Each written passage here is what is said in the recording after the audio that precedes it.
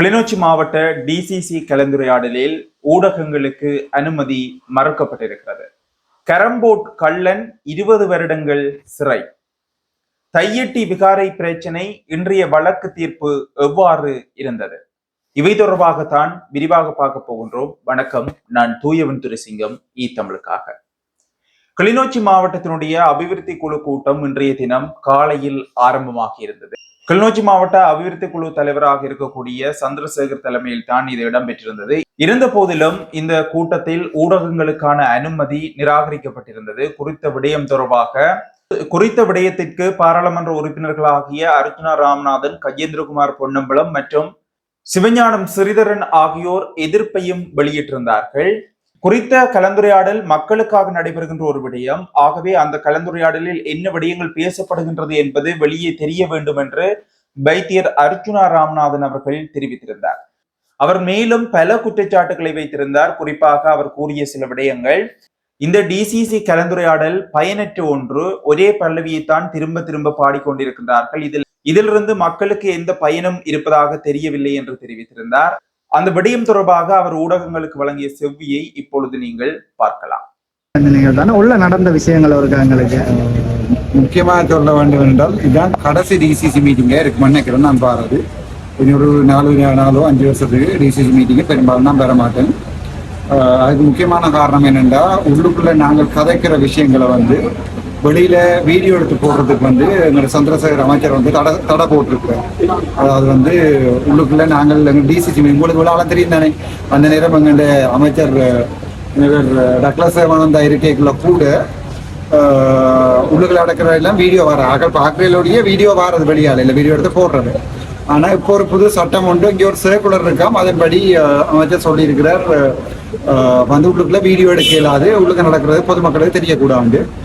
அதை எங்களோட ஸ்ரீதரன் ஐயாவும் கஜேந்திரகுமார் பொன்னம்பலம் சொன்னவங்க அது பிள்ளை அப்படி செய்ய வேண்டாம், வீடியோ வழியால வரணும்னு. ஆனால் நான் நினைக்கிறேன் இது நாளைக்கு யாழ்ப்பாணம் மீட்டிங் வெளியே போவேன். நாளைக்கு மீடியா உள்ளுக்க விடையிலே என்று சொன்னால் நான் நாளைக்கு காலமே போயிடுவேன், 9 மணிக்கே திருப்பி போயிடுவேன். அது ஒரு பெரிய பிள்ளையான விஷயம் என்னடா, என்ன கதைக்கிறோம் என்ன முடிவெடுக்கிறோம்ன்றது சனத்துக்கு தெரியணும். ஒரு பெரிய பிள்ளையான விஷயம் நினைக்கிறேன். ஆகவே அது உண்டு. ரெண்டாவது, இன்றைய காலத்து அந்த எங்கள்ட தம்பி ஒரு ஆளுக்கு 2-3 பேருக்கு அடிச்ச விஷயம் உண்டு. தர்மபுரத்தில் அடிச்சிருக்கணும் நேவிக்காரர்.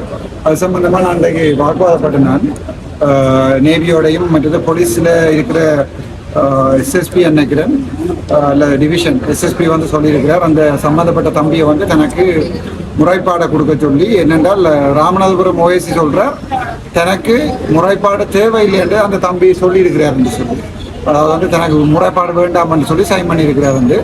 ஆனால் நான் நினைக்கிறேன் அது ஒரு பொய்யை நினைக்கிறேன். அவர் எஸ்எஸ்பி சொல்லியிருக்கார், அந்த சம்மந்தப்பட்ட போயை தங்களுடைய கழிச்சு முறைப்பாடை வைக்கிறதுக்கு நான் அதில் இன்கொயரி விசாரணைகள் நடத்துறேன்னு சொல்லியிருக்கேன். அதோட உள்ளுக்குள்ள என்ன விஷயம் நடக்கிறன்றதை வெளியால் ஒருத்தரையும் தெரியக்கூடாண்டா.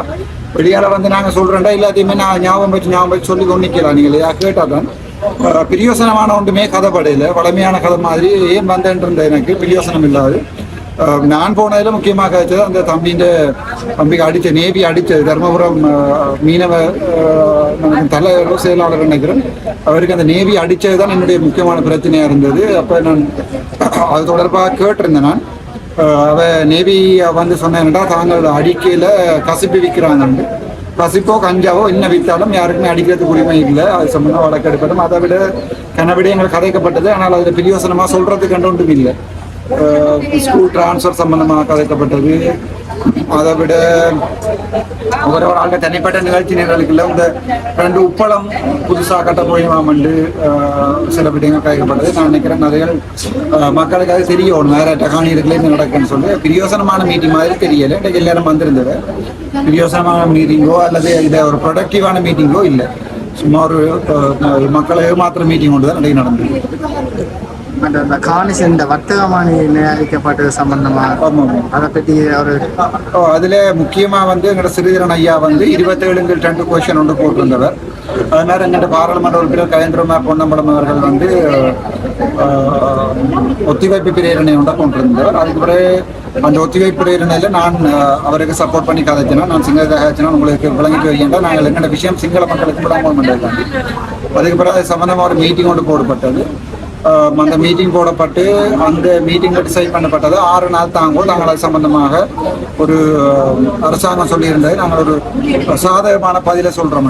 அதுக்கு பிறகு நான் நினைக்கிறேன் 5-6 நாள்ல அந்த காணியை வாபஸ் பண்ணிருக்கணும். ஆனால் நான் இப்போ அண்மையில பார்த்தேன்னா ஒரு சில சட்டத்தரணிகள் அது சம்பந்தமாக கதைச்சு கொண்டிருக்கணும். ஒரு சில ஆக்கள் தாங்கள் தான் இப்போ முக்கியமாக சுமந்திரன் ஐயா தான் எறிஞ்ச கல்லில் தான் இந்த மாங்காய் விழுந்தேன்னு சொல்லியிருக்காரு. அது மாங்காய் பழுத்து விழுந்ததுன்ற உண்மை.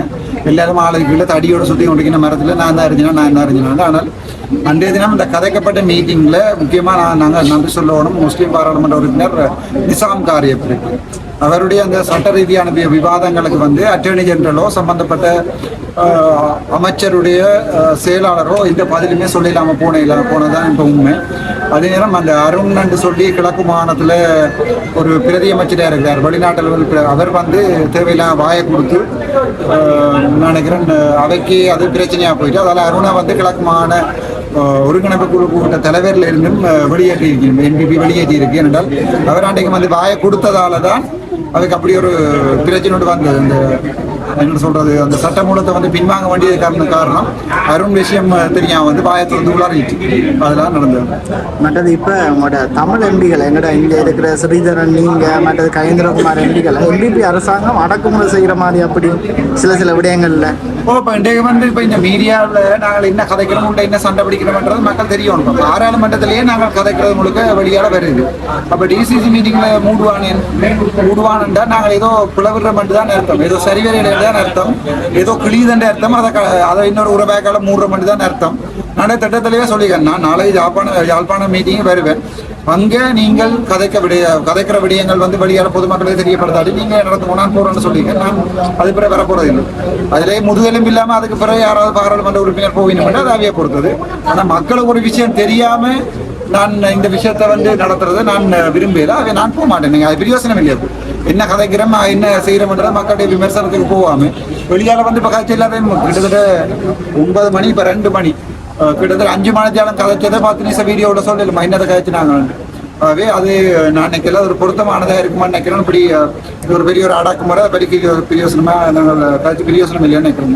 மற்றது உங்களோட முகப்புத்தகத்தில் ஒரு பதிவொன்று பார்த்துருந்தோம்னா நீ வார பாராளுமன்ற அமர்வில் அர்ச்சனா அவர்கள் என்ற சில விடயங்கள் தெரிவிக்க விட போற மாதிரி ஒரு பதிவு அந்த இது இப்போ அந்த நேவி அடிச்சதுக்கு தானே அதை ஆக்ஷன் எடுக்கல. ஸோ அது தொடர்பாக 27 2 செக்ஷன்ல கேள்வி ஒன்று அனுப்பியிருக்கிறேன். அது போடுறேன்னு சொல்லியிருக்கணும். ஸோ அவையே பாராளுமன்றத்தில் கேள்விக்கு உட்படுத்தி விசாரணைக்கு உட்படுத்துவோம். நேவி கமாண்டர் போலீஸ் எல்லாருக்குமே பாராளுமன்றத்தில் ஒரு பிரச்சனை ஒன்றை கொண்டு வருவோம். அதை விட நான் நினைக்கிறேன் அதை மீன் பண்ணி தான் நான் சொன்னேன். ஒரு தமிழ் படியினத்தை அடிச்சு வீடியோ வெளியால் இருக்கு இவ்வளவு அடிச்சு பிரச்சனை பண்ணிருக்கணும். அப்போ அதுக்கு பிறகு நாங்கள் பார்த்து கொண்டு வர ஒரு சரியில்லை. ஸோ அது முக்கியமாக அது சம்பந்தமாக தான் பாராளுமன்றம். மற்றது நாளைக்கு நடக்க போற யாழ்ப்பாண டிசிசி மீட்டிங்ல ஏதாவது மக்களுக்கான நல்ல விடயங்களை முன்வைக்கிறது கணக்கு விஷயம் இருக்கு. நிஜமான விடயங்கள் வெளியே கொண்டு வந்து நான் கதைக்கிறதுக்கு. ஆனால் இந்த நிகழ்ச்சி நிரல் திட்டமிட்டபடி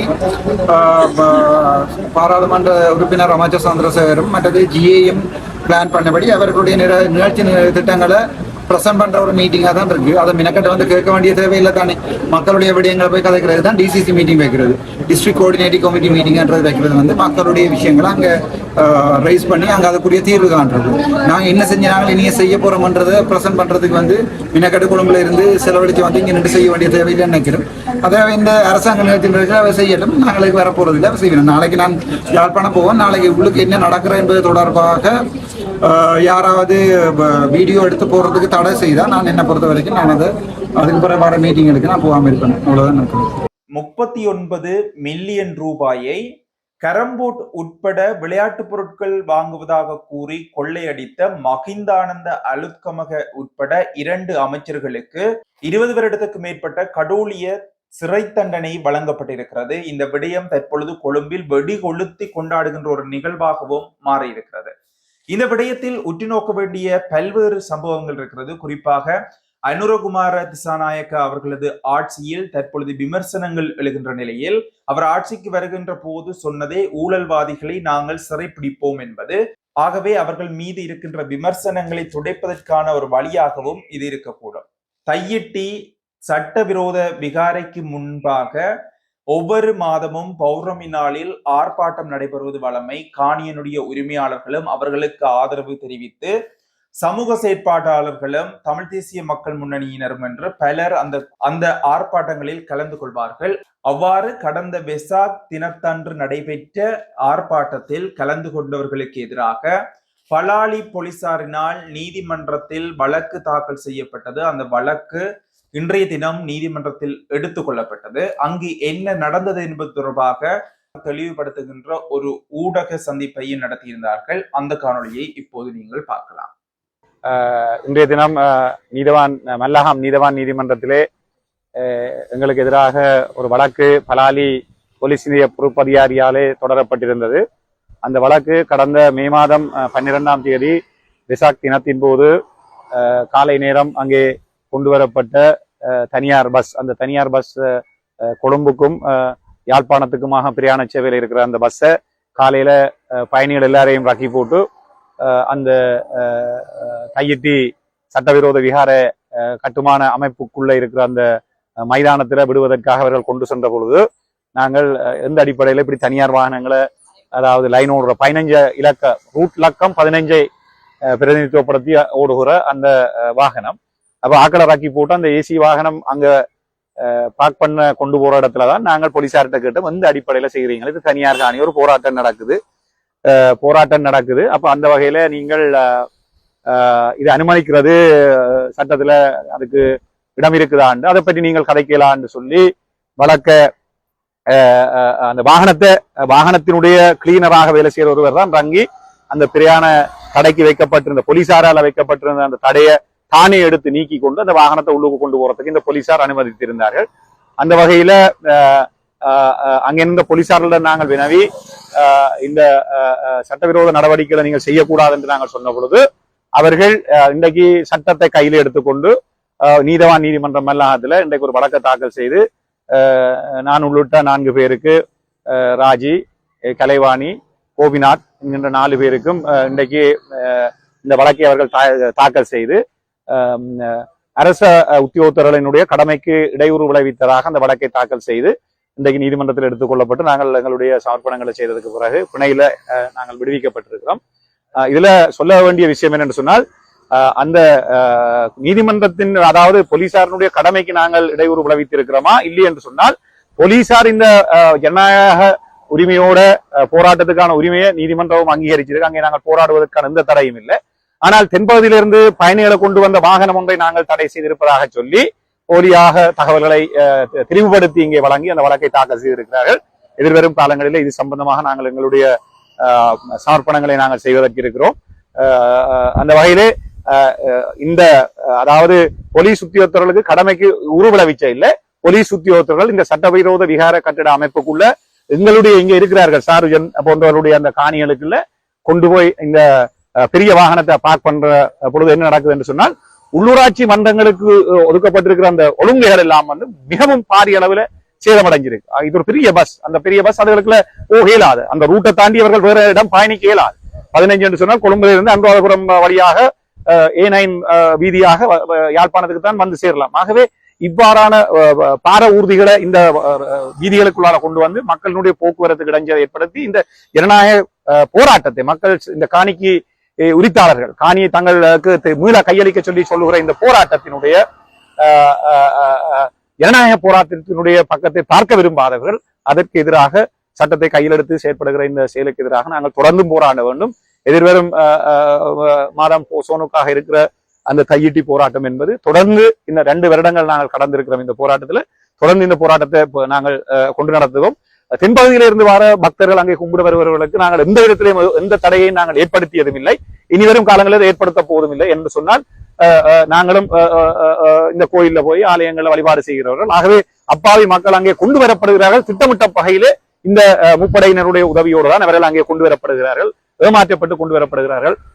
ஆகவே எதிர்வரும் காலங்களில் நாங்கள் நீதிமன்றத்துக்கு முழுமையான தகவல்களை வழங்கி நாங்கள் நீதிமன்றம் இருந்து இதற்கான தீர்வுகளை பெறுவதற்கான நடவடிக்கைகளை நாங்கள் எடுப்போம். ஆகவே தொடர்ந்து நாங்கள் மனித உரிமை ஆணைக்குழுவுக்கு எதிராக, இவர்களுக்கு எதிராக ஆணைக்குழுவில் நாங்கள் செய்த வழக்குகள் எடுபட்டு இன்றைக்கு வழக்கு விசாரணைக்கு வந்து கொண்டிருக்கிறோம். ஆகவே நாங்கள் தொடர்ந்தும் எங்களுடைய இந்த சமூக போராளிகள் இந்த இடத்துல தொடர்ந்தும் இந்த கையிட்டி சட்டவிரோத அந்த காணி அபகரிப்பு, அங்கே கட்டப்பட்டிருக்கிற சட்டவிரோத விகாரைக்கு எதிரான போராட்டங்களை தொடர்ந்து முன்னெடுப்பார்கள். நீதிமன்றத்தால் பிறப்பிக்கப்படுகின்ற கட்டளைகளுக்கு அமைவாகவும், ஜனநாயக வழியிலே எங்களுக்கு இருக்கின்ற சட்ட உரிமைகளுக்கு அமைவாகவும், போலீசாருடைய அராஜகத்துக்கு எதிராகவும் நாங்கள் தொடர்ந்து போராடுவோம். இவைதான் இன்றைய நாளில் நான் உங்களுக்கு கொண்டு வந்த காணொளிகளின் தொகுப்பு. மற்றும் ஒரு காணொளியில் சந்திக்கின்றேன். நன்றி, வணக்கம்.